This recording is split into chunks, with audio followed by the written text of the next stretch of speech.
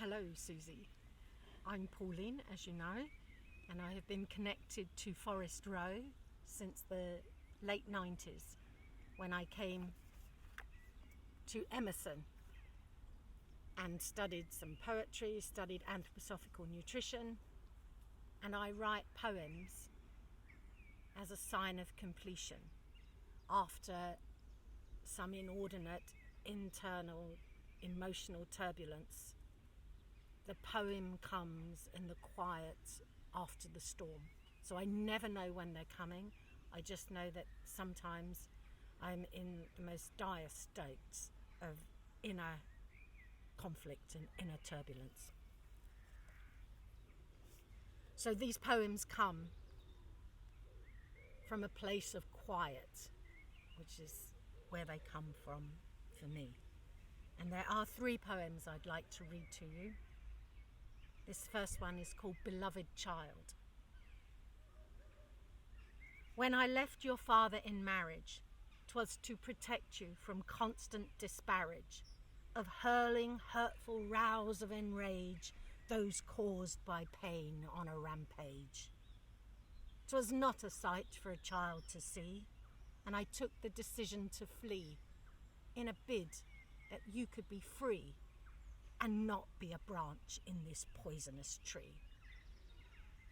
I know this choice has cost so dear. Every day since I have grappled in fear of how you and life did steer.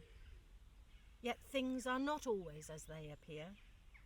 There was never a day when I was not by your side as I took on the job of your loving, ethereal guide. I waited patiently for this infernal rage to subside, where clear signs of peace could be verified. My love for you could not be denied, as I walked alone, holding his blurtings of homicide. Close at bay, although cast aside, words ring deep when you're terrified. Mentally unstable and an unfit mother, 'twas torment like no other. I could not allow this for you and your brother. To this day it causes me to shudder. A kind word never goes astray, even if it's a yea or a nay, and no amount of money will ever keep at bay errors made for Judgment Day. There is a place where truth alone will reply. It's a space in one's heart that's not so hard to defy. Sometimes there are no reasons why. I am still your mother, with whom you can say hi. Love is a beloved child, to be treated gently and mild, no matter how it's been exiled. Love stands aloft and is to be beguiled. I have longed for the day where we could find a way to embrace the vast unspoken and allay all the hurts and fears, my love of you.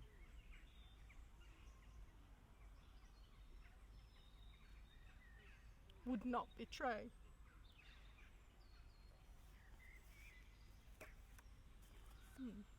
That's so beautiful. I'm about to cry as well.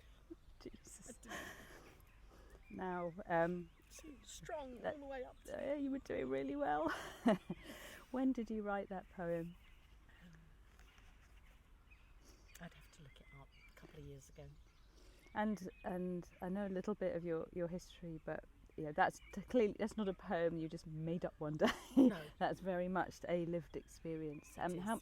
Obviously, I don't expect you to share the ins and outs of everything here, but what would be really interesting to know is how that poem helped you with that situation.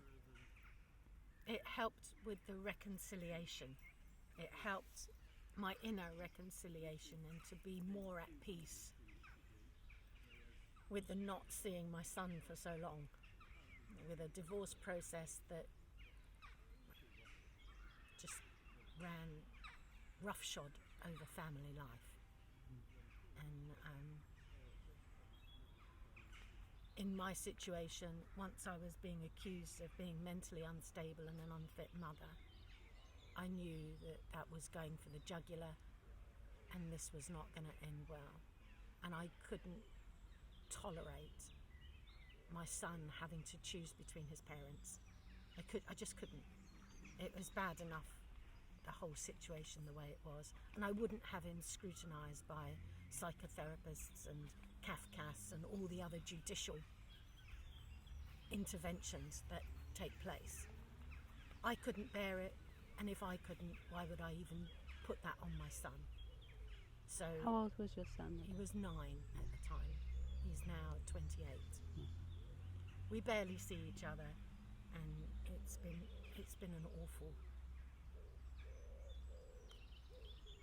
It's been awful, just awful.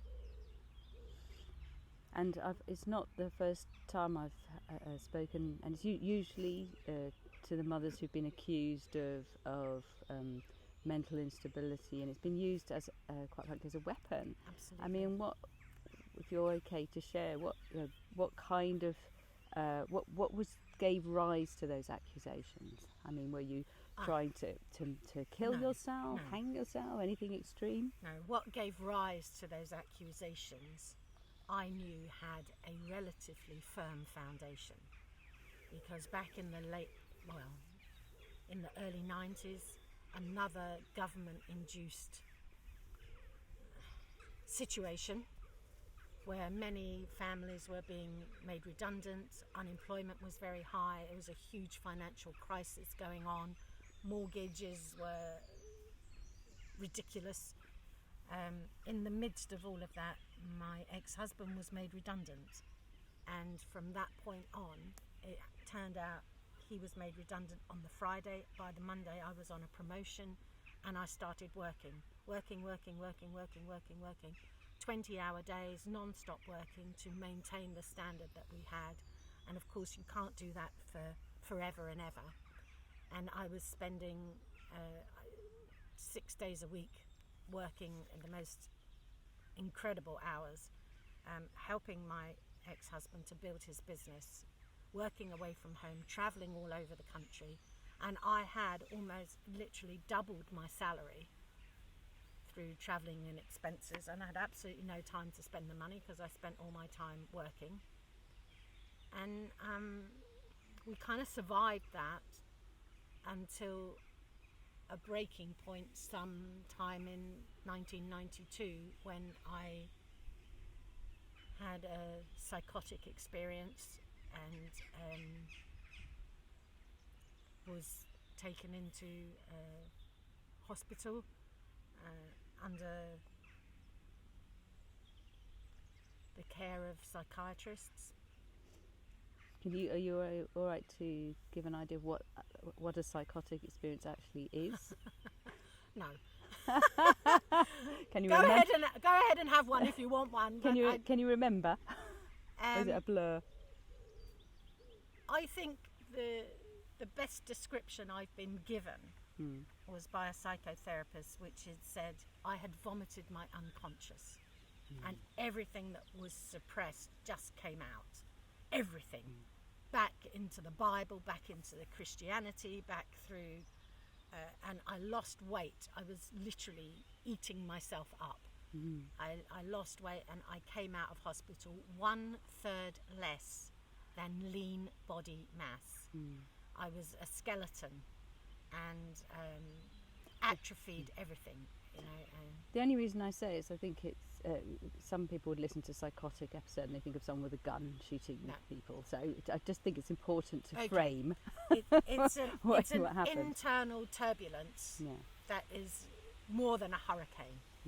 Everything is shifted and swifted, and nothing makes sense. Some of the words that I'm speaking are complete drivel. Nobody really knows. They make context to me, but they don't make any context to anybody else. I would say things like, "Ha! The sins of the father shall return on 7 generations." And of course I've heard it as a child somewhere in the past. But why I'm blurting it out at that point in time is clearly a mystery to me and a mystery to somebody else, and I'm trying to fathom out what's going on. Terrifying and have, for you. Yeah, I've absolutely no idea. Yeah, so anything and everything that was, I suppose, judgmental or not loving in some way, was controlling or suppressive, just came out. I guess some people would call that a nervous breakdown. Yes, indeed. In fact, because it wasn't really given a name. I remember one day I went to the doctors, maybe 7 or 8 months later, and the doctor said to me, "Well, of course you feel like this. You've just had a nervous breakdown." And I went, "Huh? What do you mean I've had a nervous breakdown?" I was beside myself, even knowing that this was called a nervous breakdown, because it hadn't been given a name, and up until the point it hadn't been given a name, I was just in this bewildered state, really. And then once it was given a name, the tears flowed, and there were times, some of the drugs I was given, where I tried to cry and I wasn't able to. In the morning, I would have salts running down from my tear ducts down by the side of my nose toward my face, where the tears had crystallized. So I was only able to cry at night when I was asleep. Wow. So with your experience of, obviously not denigrating in any way Big Pharma's attempts to help our mental health, but I get the impression you had was it useful initially? Was it useful at any point? Did it do more harm than good, the interventions that you received? What bits worked for you and what didn't? And then obviously from that, let's go back into the poetry, because the poetry was definitely part of your ongoing sort of healing and management, really, isn't it? Yeah, as a medical intervention, an emergency medical intervention, where no one knows what's going on, I don't know what's going on, I honestly believe everybody did the very best they could within the circumstances, within their own knowledge, within their own spheres of expertise and lack of knowledge, including my family, including everyone that I came in contact with.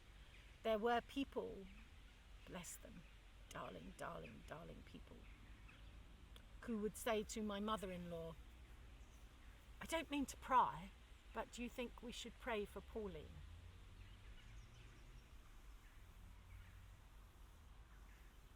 And many people did. So what can I say? So you had a very broad range of support. Yes, and unbeknown to me at the time as well. And my family were very protective, so they kept many, many people away, which may not have been the best thing to have done. It might have normalised the situation much quicker, but the situation never got normalised. And this situation was used to your detriment by your husband when he decided to divorce and take full custody of your... Well, I never challenged custody. Once those words came out of his mouth, I completely and totally surrendered, totally, to everything. For the reasons given in the poem. Absolutely. Yeah.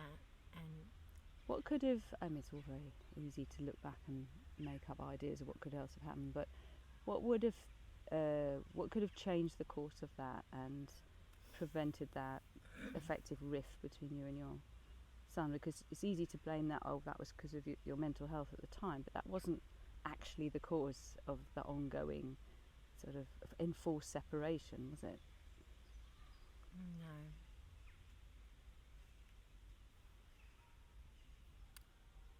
On my part, there was a very, very strong desire to not be dependent or addicted to drugs in any way, and to minimise the interventions and to use other supports. And lately, even in the BBC documentary of the two doctors, the Doctor Without Drugs advocated cold water swimming as a therapy to minimise the intervention of drugs.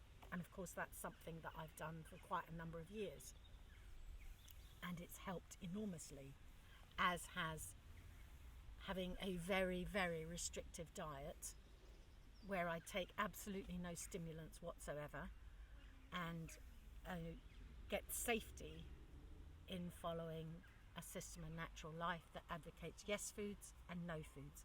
If it's on the yes list, I eat it. If it doesn't, if it's not on the yes list, it doesn't exist as far as I'm concerned, because it can have a reaction within me, and thanks very much, I don't need it.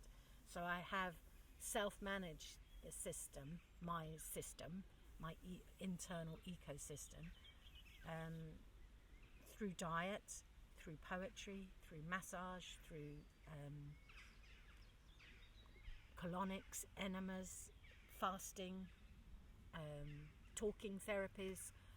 I mean, the list goes on and on. So you didn't have to be reliant on just taking the pills, which unfortunately don't always have either work as effectively as people might hope, or stay working. That's the problem. What you've got is a sustainable system that continues to work. Yes. Which is, so, but how does that impact your relationship with your son and your ability to have a relationship with your son? Was that just something that is a separate railway track that you could have no control over, or? Well, the impact has been that in the early days when we were going through the divorce process, every single time I tried to make arrangements to meet with my son, they would get scuppered. There would be something else, and there would be the most incredible levels of determined cooperation between solicitors to make this happen. For instance, there were letters written for weeks, and then eventually we got to a point on the Wednesday where we had agreed that I would pick him up from school on Friday. He would stay the whole weekend. And lo, when I got to pick him up on the Friday, he was at after school club. The after school people didn't know that I was coming to pick him up. There was no bag packed for me to pick him up, and eventually the people who ran the after school club, they said, phoned my ex-husband. He came along, and he'd booked him in for a training assessment at the local gym, which had been something my son had been wanting to do for ages and ages. They basically sabotaged all your attempts to spend time with your son. But what did you not get a court order, or? I wasn't going to court. I was never going to contest it. It was bad enough me having to go through the procedures for the financial. Yeah. I couldn't cope. I wasn't able to. I barely coped with those. Yeah. And I think that is the issue here. I mean, it's so traumatic and difficult when people just take the mick of the law and effectively to use the system of family law to get what you need. You have to be in a very strong state, and if you're vulnerable, how are you supposed to do it, really? And nothing that was passed in the judgment of the divorce. It was to be a clean break divorce. I was to give up spousal maintenance. He was to take on all full financial responsibility and otherwise for our son. And this was what they called judge-made law. Only to discover within 3-4 weeks of that, he'd made an application to the Child Support Agency, and they had statute law on their side. So we had this other game of ping pong going on that went on for 14 years. Wow. And at some point, I have documents where it says that the Child Support Agency were going to come and interview me under caution. I'm the criminal for not paying child support. I had no money to pay child support. Presumably on disability benefit at that point. Incapacity benefit. Yeah. Benefit, and he earned 3 times the amount I did. Yet, I'm classified as the non-resident parent. Yeah. He's classified as the parent with care, or that was the language they used at that time. So I don't know what they use now. But again, another game of ping pong. Mental, crazy insanity. Do you know if that's still the case these days? I couldn't care less. Just in case anyone's listening and worried, but it is something they should definitely check out. Yeah, well, I'm hoping that it's improved over the years, but who knows? I shall look into it, because I'm sorry, I'm a bit flippant about it. It really did sever and cut all communication, and now my eldest son has intervened a little bit, and we are slowly getting back to seeing each other, maybe every 3 or 4 months. We did have a holiday for a week or more in my father's place in Ireland, maybe 4 or 5 years ago. So, but you've lost all those years. They can never be. They can't. Yeah, they're gone. But back to the poetry. Yes. Right. Well, this was another major impact on my life, and this one is called, believe it or not, Divorced. We might as well get straight to the hub of things. So, Divorced. In a world of matter and fact, devoid of gentle tact, with products, goods, services and trade, all that humility forbade. These disposable lives, they came and then fade. Disposable hearts, they've all paid. Now divvy up the assets as mounting debts rage. Dispensable, expendable, fully exchangeable. Even the pain contained in this fable. This pain that has cut like a knife deep into my life. Mentally unstable and an unfit mother, no longer a wife. This aching sorrow, 'twill be gone tomorrow, still makes its presence known from inside my breastbone. It just moans and groans and moans still more, wails and whines in the absence of sunshine. This place is a hole deep and dark, penetrating through to my soul, secreting a black, sticky tar, dirty but unseen, sprawling, breathing, sucking, a sneered, feared being. This is a sobering place of equanimity, within the spoils of femininity, without dignity nor respect for noble masculinity, simply oozing a black, dark pus, a septic contaminant wild with fust that burns and can't be touched. Deadly is its nature as it whispers in sweet allure, calling from beyond the grave into the mysteries of a night cave, into the heart of soul, where nothing is hidden, all is seen. Clean and unclean, has and has been, dream and illusion. Yet in the final conclusion, there's no more confusion. What seemed real is not anymore. And there is no score, not even a draw. Nothing is as it was before, simply the closing of a door, in accord with a higher law, divorced in a silent roar.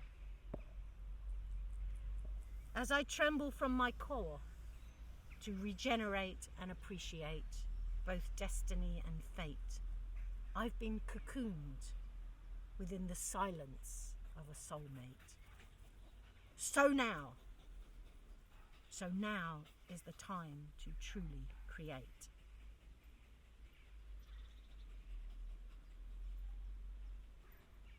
And do you have some advice for people right now who might be contemplating divorce, who are feeling on the edge for whatever reason, whether diagnosed or otherwise?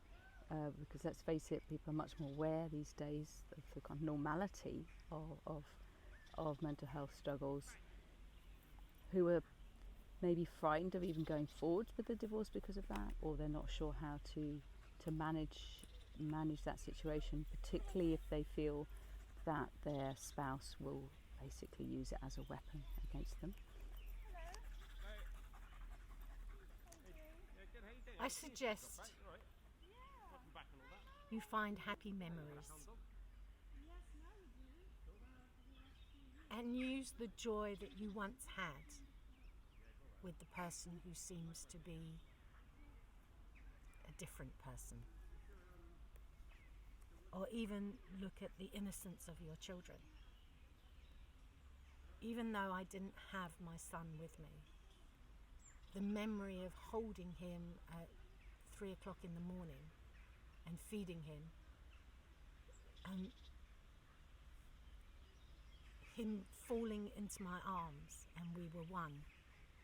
And then it was like a 2-stage process. He would fall after having fed, and then fall again. And if I moved before the second drop, we'd have to start all over again. Couldn't take him anywhere. Couldn't move him from where we were. But the softness of that memory of him sinking into me, and us being one, has sustained me in ways that nothing ever could. So find some good memories. Maybe between you and your children, maybe between you and your husband, your partner, where there was inordinate joy of being together, and focus on those and use those memories to sustain you through whatever is said or done. It's just a game of ping pong. Really, just see it as a game of ping pong where nobody wins, nobody loses, and in fact, probably I've lost out terribly because I believed words that other people said. What kind of words? Oh. Just give me an example. Schizophrenic, psychotic,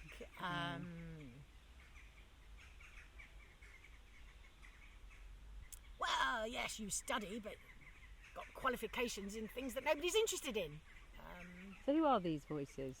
Who are these They are people? real voices. Oh yes, I know they are. They are real voices. I didn't make them up. They're not from inside my head. So the key is actually be very careful who you listen to, who your friends are. If they're not feeding your soul and your spirit positively, literally just stay away from them. Yeah, because and it can be so toxic, can't it? Even if they're friends that you've known for a very long time. I trust strangers sometimes more to give me, because they've got no axe to grind. They've got no wanting to support me and wanting to just agree with me, even if I've been wrong, or even, they'll just, my friends will pat me on the back and they'll still be my friends. My family will do the same thing too, which may not be what you really, really need at that point. Ask a stranger. And write poems. Yes. And write poems. Thank you so much, Pauline.